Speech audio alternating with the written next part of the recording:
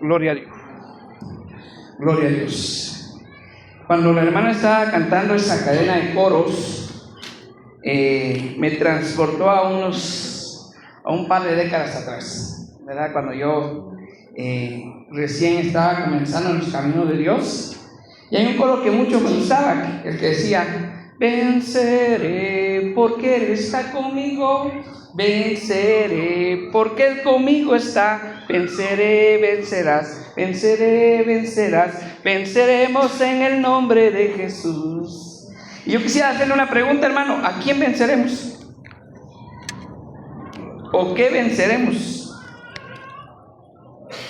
¿Qué cree usted a que se refiere la palabra de Dios cuando dice venceré? ¿Se refiere a las tentaciones, a las enfermedades, a los ataques del enemigo? Yo creo que todos estamos conscientes que tenemos una guerra, pero no una guerra contra hombres, sino una guerra contra las tinieblas. Amén. Desde que usted levantó la mano y dijo: he decidido seguir a Cristo, desde ese momento el enemigo lo declaró su enemigo, ¿verdad? Desde ese momento el adversario ha tratado la manera de vencerlo, de derrotarlo. Amén. Pero Dios, en su gran misericordia, pues hasta el día de hoy nos tiene aquí de pie para poder alabar y glorificar el nombre del Señor. Yo lo voy a invitar a usted a que me acompañe en la segunda carta a los Corintios, capítulo 10. Segunda carta a los Corintios, capítulo 10, verso 4 al 6. Segunda carta de Corintios, capítulo 10, verso 4 al 6. Cuando usted lo tenga, puede glorificar a Dios fuertemente, o decir amén, o decir: hermano Cristian, ya lo tengo. Y comenzamos. Amén. Gloria a Dios. Segunda Corintios capítulo 10 verso 4 dice la palabra: honrando al Padre, al Hijo y a su Santo Espíritu, porque las armas de nuestra milicia no son carnales, sino poderosas en Dios para la destrucción de fortalezas, derribando argumentos y toda altivez que se levanta contra el conocimiento de Dios, y llevando cautivo todo pensamiento a la obediencia a Cristo, y estando prontos para castigar toda desobediencia cuando vuestra obediencia sea perfecta. Cuando Pablo escribió estas oraciones, lo hizo siendo inspirado por el Espíritu Santo, para que usted y yo sepamos que tenemos armas, y esas armas no son carnales, no son materiales.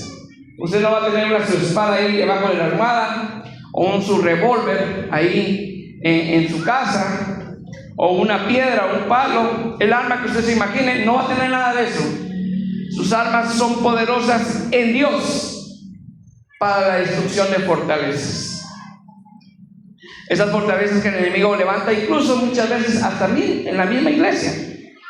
Fíjese, hermano, que cuando Pablo estaba escribiendo esto, él comenzaba desde el versículo 1 hablándole a la iglesia de Corinto, que él muchas veces, cuando había llegado a la iglesia de Corinto, él llegaba con humildad, llegaba con palabras agradables, tratando la manera de ser persuasivo, pero sin usar de osadía, sin usar de la autoridad que Dios le había dado. Y él les decía: pues en la próxima visita que voy a tener con ustedes, voy a usar de esta osadía que estoy usando cuando estoy escribiendo esta carta. La iglesia de Corinto, hermano, si usted lee 1 Corintios, usted se va a dar cuenta que es una iglesia, en el capítulo 1, que Pablo le habla sobre la división. Era una iglesia dividida. Unos decían: yo soy de Pablo. Otros decían: yo soy de Pedro. Otros decían: yo soy de Apolos. Y unos decían: yo soy de Jesús. Uno puede decir: a los que dicen que son de Jesús son los que están correctamente. El problema está que incluso los que decían que era de Jesús despreciaban a los demás. Y Pablo les decía: morí yo por ustedes. ¿Fueron bautizados ustedes en mi nombre para que digan que son de mí? ¿O son de Apolos? ¿O son de Pedro? Entonces Pablo comienza a corregir la división que había en la iglesia. También les hablamos de un caso de inmoralidad que había en la iglesia, donde un hijo tenía a la mujer de su padre. Y que la iglesia consentía en eso. Les decía, ¿cómo permiten ustedes eso? Había tantos casos que había que juzgar en esa iglesia, que Pablo, cuando escribe la primera carta, lo hace con la intención de poder corregir todos esos errores que había en la iglesia. De tal manera que los hermanos se iban a juicio delante de los incrédulos. Es como que si aquí un hermano y otro hermano estén peleando en un juzgado por alguna situación, y son hermanos de la iglesia. Y decía Pablo, no hay sabio ni algún uno para que pueda juzgar estos casos. No, que estamos dando un mal testimonio delante de la gente. Es mejor que nosotros como iglesia, yo estoy seguro que aquí en la iglesia hay mucha gente sabia que puede resolver cualquier conflicto que haya entre hermanos. Y Pablo le hablaba eso a la iglesia, y le comenzó a hablar también de los abusos que había en la cena del Señor, que mucha gente llegaba, pero llegaba para llenarse, para comer en glotonería, incluso unos a emborracharse, y menospreciaban la cena del Señor. Comenzó a hablar también de qué eran los dones espirituales, para qué funcionaban los dones espirituales, pero que ninguno de ellos era más importante que tener amor. En el versículo 13 habla que si yo tengo conocimiento y conozco todo lo oculto del Señor, pero no tengo amor, de nada me sirve. Que si yo hablo lenguas angelicales o lenguas terrenales, pero no tengo amor, vengo a ser como metal que resuena o címbalo que retiñe. Y habla de la preeminencia del amor, porque definitivamente cuando había entre ellos contienda, cuando había entre ellos divisiones, el amor no estaba en ellos. Luego en el capítulo 14 les habla sobre el orden que debe de haber en una iglesia. Y comenzó a hablar sobre ese orden, y le decía a él al final del capítulo, porque nuestro Dios no es un Dios de confusión, sino que un Dios de orden. ¿Qué haría Jesús si viniera en este tiempo? ¿Cómo le hablaría a las iglesias que todavía están haciendo caso omiso al capítulo 14 que está en 1 Corintios? En el verso 39, si no estoy mal, decía que si alguno se cree espiritual o profeta, reconozca que lo que os escribo son mandamientos del Señor. No son mandamientos de Pablo, no son pensamientos de Pablo, son mandamientos del Señor. Luego en el capítulo 15 viene y les dice, ustedes no creen en la resurrección, pero sí se bautizan por los muertos. Algunos que no creían en la resurrección se bautizaban por los muertos. Y les dicen, ¿por qué se bautizan por los muertos entonces, si los muertos no resucitan? Y ese ejemplo lo da Pablo de esas personas que no creían en la resurrección, pero se bautizaban por los muertos. De ahí da el ejemplo de los cristianos diciendo, ¿y por qué nosotros peligramos a toda hora? Porque a Pablo lo apedrearon, a Pablo lo persiguieron, lo tuvieron que bajar en una canasta, en una ventana, para que no lo mataran. ¿Para qué hacía eso Pablo si los muertos no resucitan? Comamos y bebamos porque mañana moriremos, disfrutemos la vida. Pero Pablo sabía que había una recompensa a todo aquel que se esfuerza por agradar a Dios. Y Pablo le había escrito todo esto y muchas cosas más a la iglesia de Corinto, pero muchas veces no había cambio. Entonces Pablo viene en el versículo 4 y dice, porque las armas de nuestra milicia no son carnales, sino poderosas en Dios para la destrucción de fortalezas.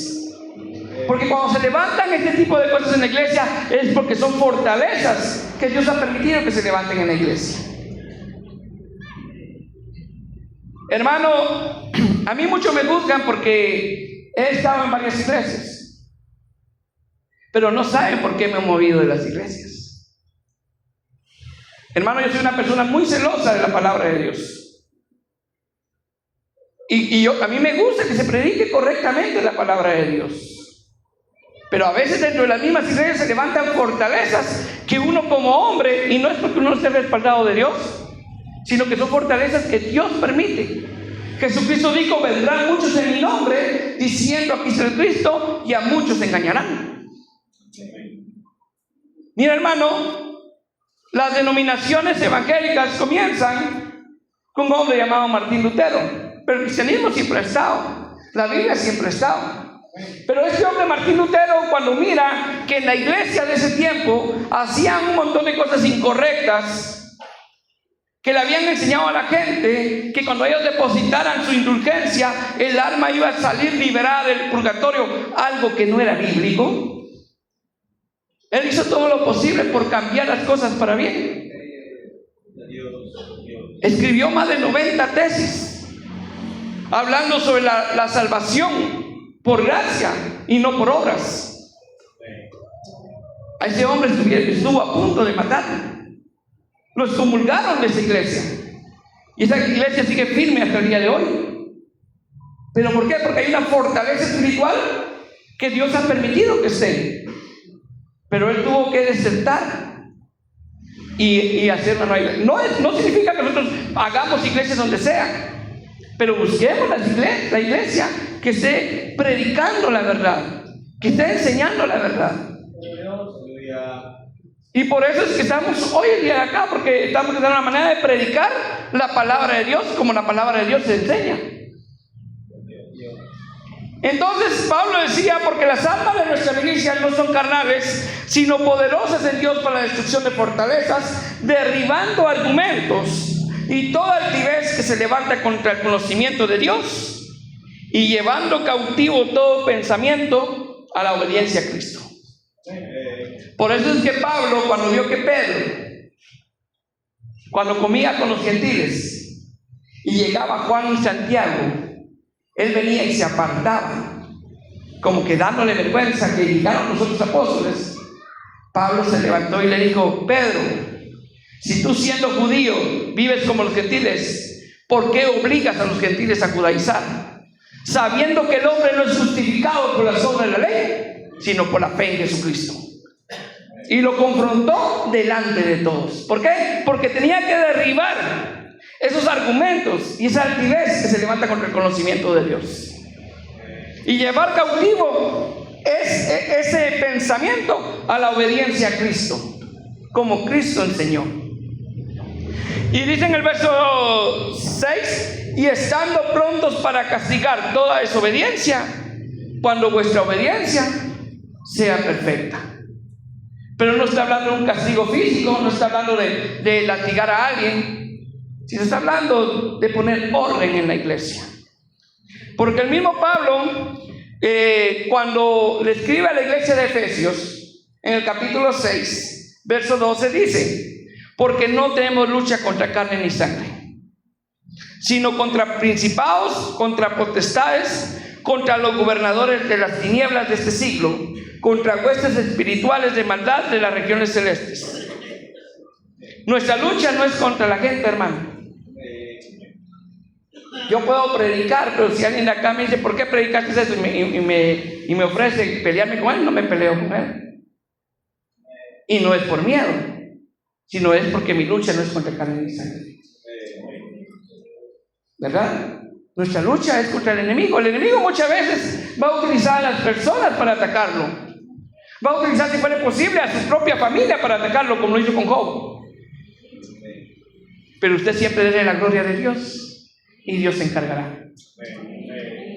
Y cuando el enemigo atacó a Jesucristo, lo hizo usando incluso la misma palabra de Dios. Pero Jesús salió victorioso de esa lucha. En el verso 13 de Efesios 6 dice: por tanto, tomad toda la armadura de Dios para que podáis resistir en el día malo, y habiendo acabado todo, estar firmes.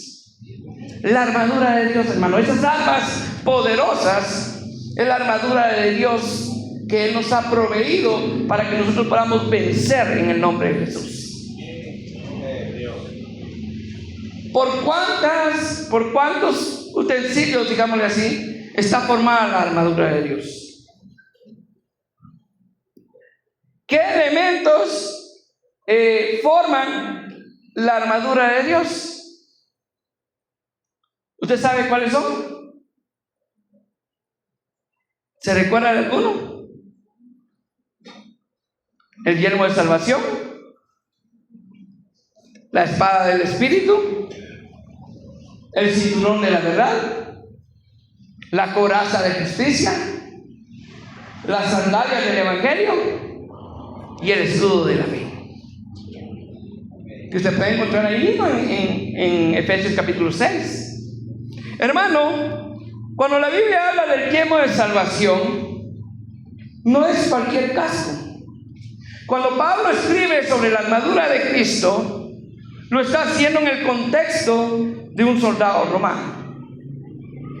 Y el soldado romano usaba un yelmo, un casco, que no solamente le cubría la mollera. Si usted tiene la oportunidad de ver el video, que yo se lo voy a mandar con mucho gusto, va a poder ver la figura de ese casco.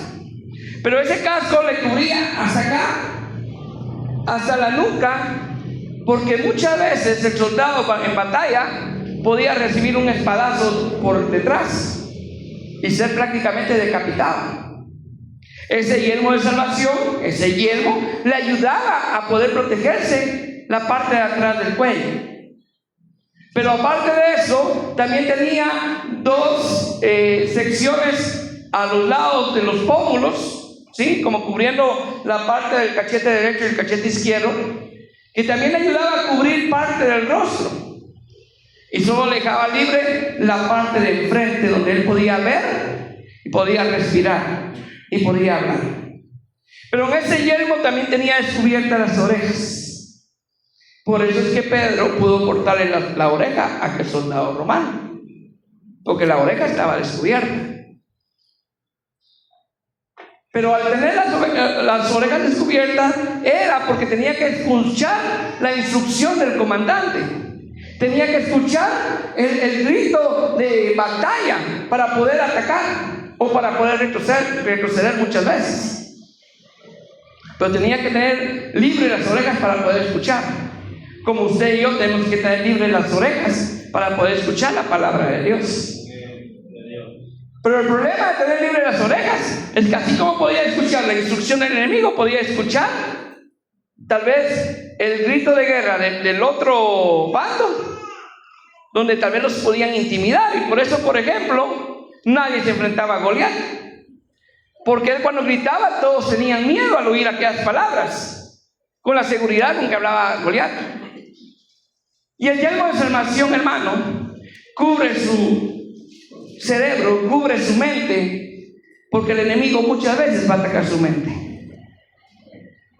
Muchas veces le va a decir: no puedes seguir adelante.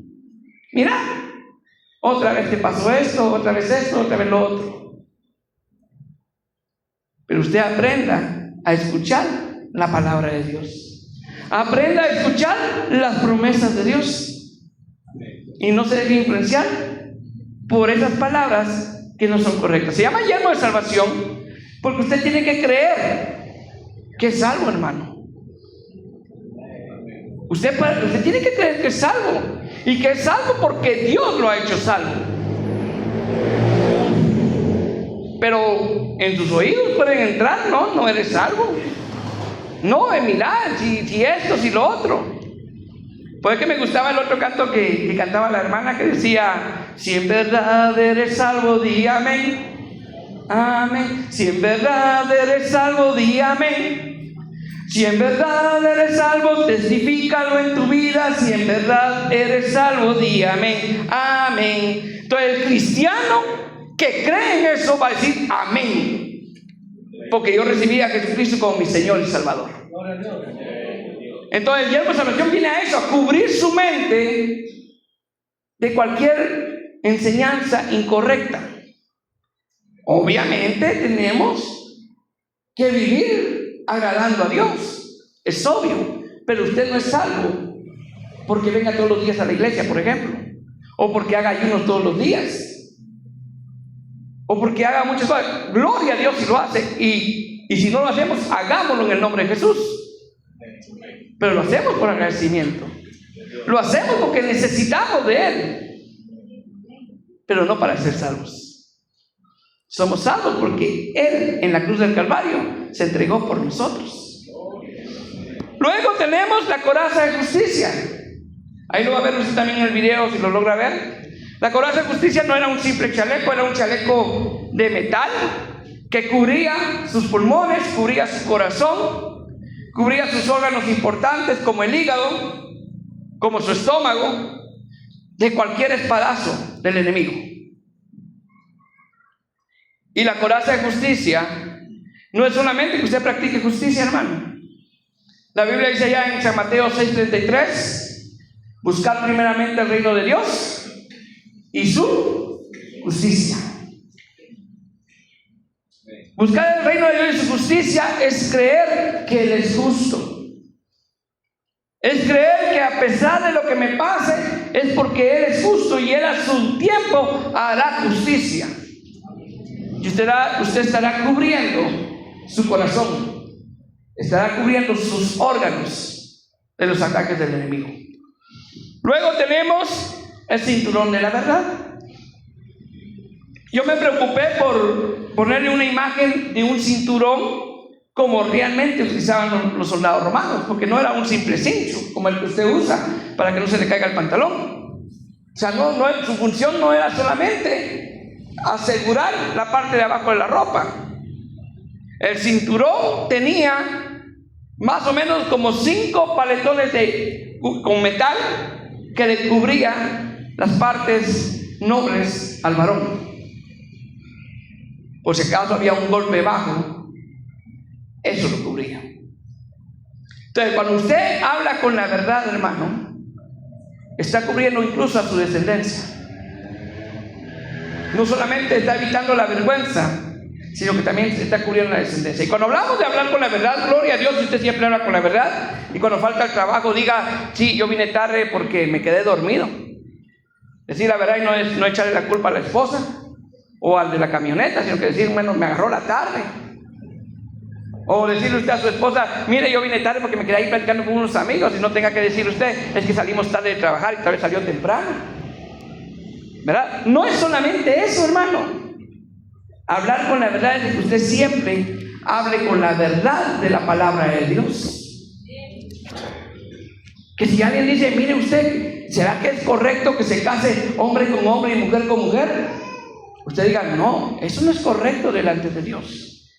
La Biblia diseñó a varón y hembra. Y no tengamos que solapar la mentira. Yo no estoy condenando a nadie, porque yo sé que estas personas también tienen su propia lucha espiritual. Y ojalá en el nombre de Jesús que muchos de ellos lleguen a los pies de Cristo. Y que Dios les ayude a poder vencer esa iniquidad que hay muchas veces en nuestras vidas. Pero como ellos tienen iniquidad, nosotros también. Nosotros tenemos tal vez puntos débiles en los cuales muchas veces le fallamos a Dios y tenemos que luchar contra esos puntos débiles. Pero no le puedo llamar a lo bueno malo y a lo malo bueno. Hay aquel, dice la palabra, que a lo bueno le llame malo y a lo malo le llame bueno. Yo no le puedo llamar bueno a algo que está malo. Hace poco hay un hombre muy famoso que debate con otras personas, no me recuerdo ahorita el nombre, pero es un cuate así peludito, es gordito y usa el pelo largo. Y yo vi en una publicación que le estaba diciendo un varón al Señor, ¿y por qué usas el pelo largo? Ahí como hicieron, y yo hice el comentario que la Biblia dice, porque lo dice la Biblia, que deshonroso le es al hombre casi crecer el cabello. Y me comenzaban a decir, si tú juzgas, porque no es que yo no estoy juzgando, estoy hablando con la verdad. ¿O no es verdad que dice eso la Biblia? Y a veces por hablar con la verdad hasta lo pueden ver mal a uno. En su trabajo, en sus estudios, en su familia, si usted habla con la verdad, ay, ¿por qué está hablando así? Pero usted está usando el cinturón de la verdad. No vamos a ponernos del lado de la mentira. Tenemos que ponernos siempre del lado de la verdad. Igual los que predicamos, hermano. Yo tengo que predicar para hablar la verdad. Pero tengo que examinar mi verdad. Si mi verdad realmente está respaldada por la palabra de Dios. Eso también lo tengo que examinar. Yo orando antes de predicar decía: Señor, ayúdame a predicar correctamente, porque yo sé que como ser humano me puedo confundir. Yo sé que como ser humano aquí puedo cometer un error a la hora de enseñar, pero le pido a Él que tenga misericordia, que me ayude a ver cuando cometo errores para poder corregirlos para bien. Entonces tenemos que siempre tratar la manera de hablar con la verdad. Luego están las sandalias del Evangelio, hermano. Las sandalias del Evangelio no eran simples caites, como los que usted compra de a 25 quetzales y que luego se rompen. Los soldados no tenían perdón, hermanos, si ya lo oído, yo también compro de los baratos para que no se sienta mal, que rápido los famosos chicotes. Pero, hermano, estas sandalias tenían que ser muy buenas sandalias.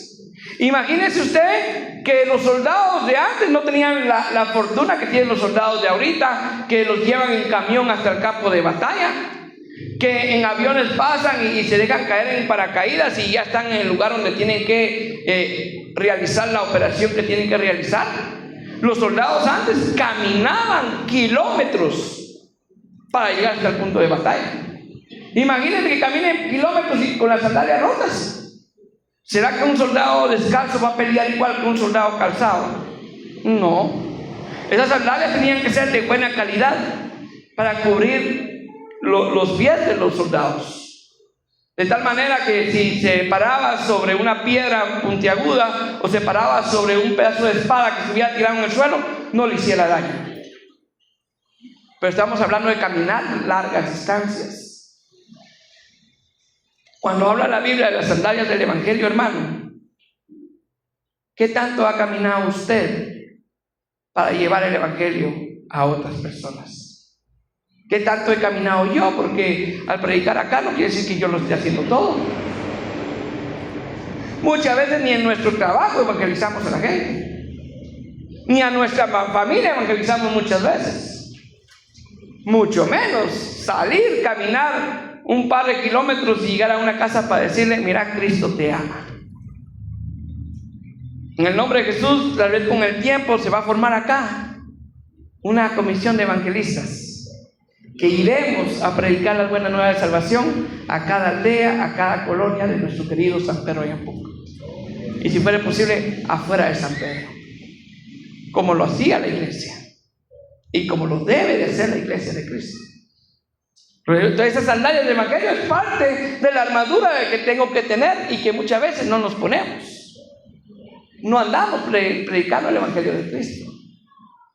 Miramos que la gente se está muriendo, hermano, y se está muriendo sin Cristo y sin esperanza. Y nunca nos acercamos a decirle: mira, Dios tiene un plan contigo, Dios te ama. Y nos acercamos a decirle, a presentarle el Evangelio de la paz, el Evangelio de Jesucristo. Luego está el escudo de la fe, el cual estoy seguro que la mayoría de los que estamos acá lo tenemos. Tenemos ese escudo maravilloso de la fe, creemos en el Señor. Pero muchas veces, hermanos, estamos con el escudo apagando todos los dardos del enemigo, pero nunca contraatacamos. Solo resistimos, tratamos la manera de resistir. Tenemos esa fe: yo sé que el Señor está conmigo, que el Señor me va a ayudar, pero muy pocas veces contraatacamos, porque la sexta y última herramienta es la espada del Espíritu. La espada del Espíritu, que es la palabra de Dios. Imagínense si el enemigo hubiera llegado con Jesús y le hubiera dicho: si eres hijo de Dios, convierte estas piedras en pan, y Jesús hubiera quedado callado. Si lo hubieran puesto en el pináculo del templo y le digo: si eres hijo de Dios, échate abajo, que escrito está: a sus ángeles mandará para que te tomen en tus manos y tu pie no tropiece en piedra. Y Jesucristo se hubiera quedado callado. O si le hubiera dicho: mira, lo hubiera puesto sobre un monte y le hubiera dicho: mira, todos estos reinos te daré si postrado me adorares. Y Jesús se hubiera quedado callado. Pero no. Cuando el enemigo le dijo: si eres hijo de Dios, convierte estas piedras en pan, él le dijo: escrito está. No solo de pan vivirá el hombre, sino de toda palabra que sale de la boca de Dios. Usó esa espada. que cuando el enemigo utilizó la misma espada para atacarlo y le dijo, échate abajo, que escrito está, a sus ángeles mandará para que te tomen en tus manos y tu pie no tropiece en piedra. Él le dijo, también está escrito. Hermano, usted cuando toque un tema, no mire solamente lo que le conviene, mire también que está escrito. Porque así es como se fundaron muchas denominaciones y muchas religiones, porque agarran solo una parte de la palabra. Tenemos que ver que también está escrito sobre ese tema.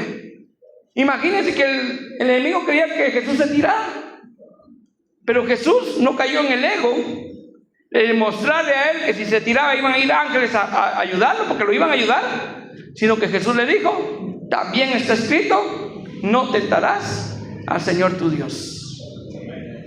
Sí, la Biblia dice, caerán a tu lado 1000 y 10,000 a tu diestra, pero si hay una balacera aquí adelante, usted no pasa, porque también dice, el avisado mira el mal y se aparta.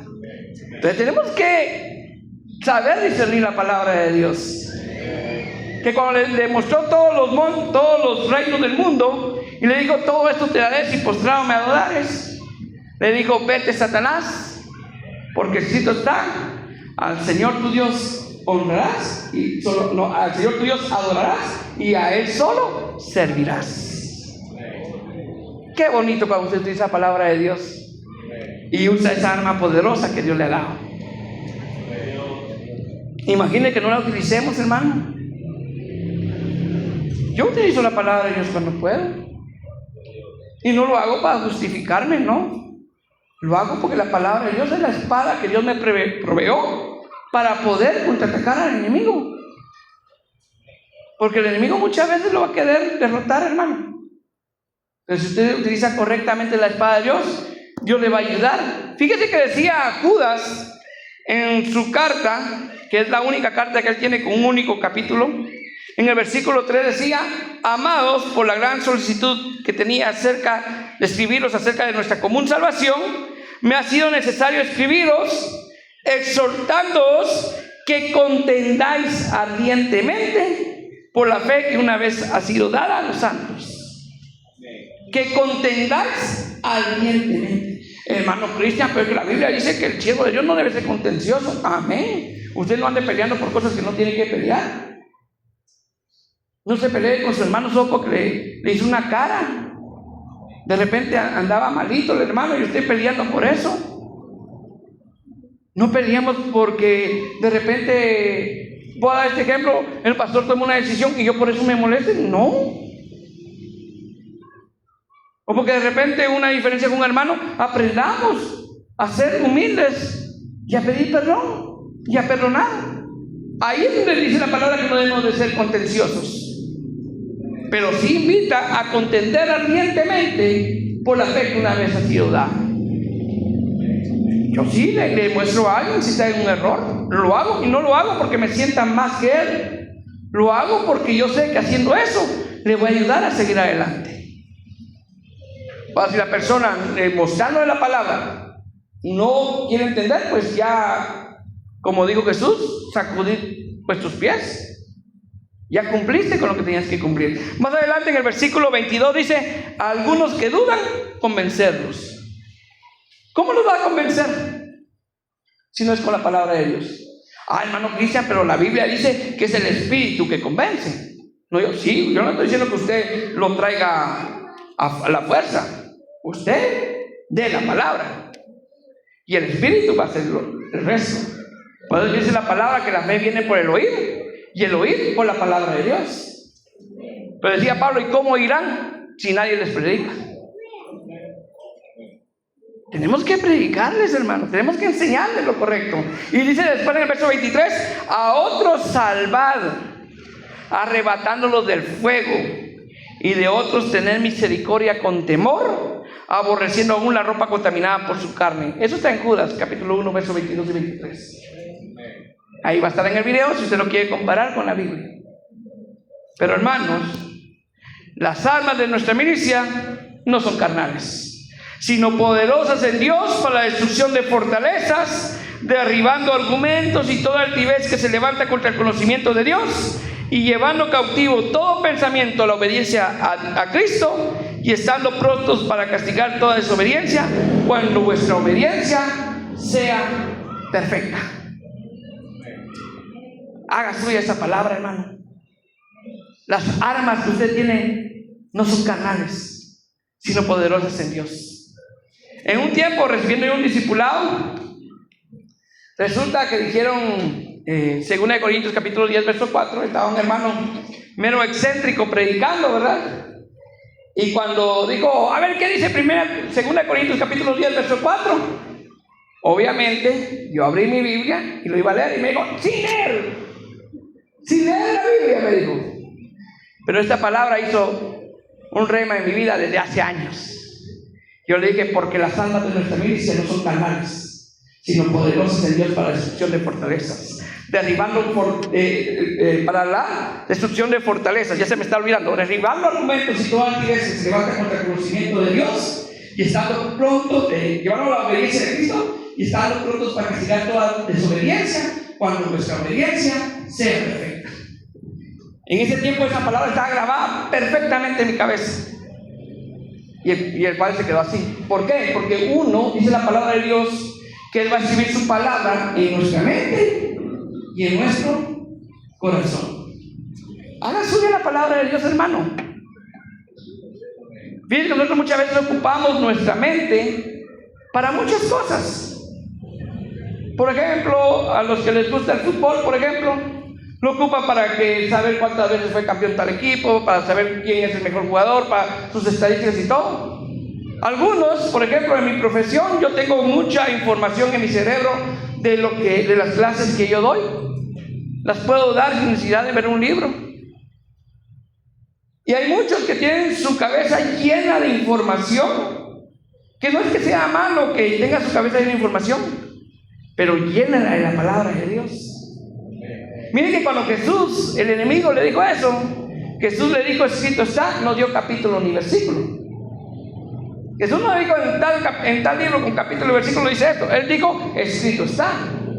Usted no es necesario que dé el capítulo y el versículo, pero que sí se sepa qué es lo que dice la palabra de Dios sobre los asuntos que nosotros tenemos que tocar. Ahora con el internet no es difícil. Usted pone esa frase en el internet y rápido le dice cuál es la cita, pero es importante que usted la sepa, porque muchas veces decimos citas que ni siquiera están en la Biblia. Muchas veces decimos, hay una muy famosa que dice, recuerden que dice que mientras hay vida hay esperanza. Y sí tiene respaldo bíblico, porque la Biblia dice, aún hay esperanza para todo aquel que está entre los vivos, porque más vale perro vivo que león muerto. Pero así es como lo dice. A veces decimos, recordad que dice, ayúdate que yo te ayudaré. Tampoco lo dice la Biblia, pero sí dice, esfuérzate y sé valiente. No temas ni desmayes, que Jehová tu Dios estará contigo a donde quiera que tú vayas. Entonces qué bonito sería que nosotros podamos decirle eso a la gente. Y de repente dar una palabra de aliento a esa persona. Y usted no sabe si va a traer a la gente a los pies de Cristo. Espero, hermano, que esta palabra haya sido de mucha bendición para su vida.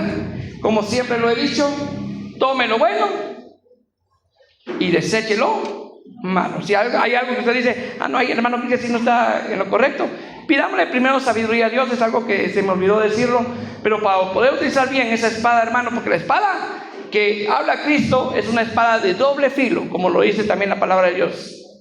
¿Qué significa de doble filo? Que tiene filo en los dos lados. Usted la puede utilizar para bien o la puede utilizar para mal, como lo hacía el enemigo. Entonces, para poder utilizarla bien, hermano, pidámosle sabiduría a Dios. Y yo estoy seguro que Él nos va a dar sabiduría, como dice Santiago capítulo 1, versos 5, 6 y 7. Y esa sabiduría nos va a cerrar. Y busquémosla leyendo la palabra de Dios. Que esto sea para la honra y la gloria del Rey de Reyes y Señor de Señores. Y si lo desea en su corazón, puede darle un aplauso a Él para glorificar.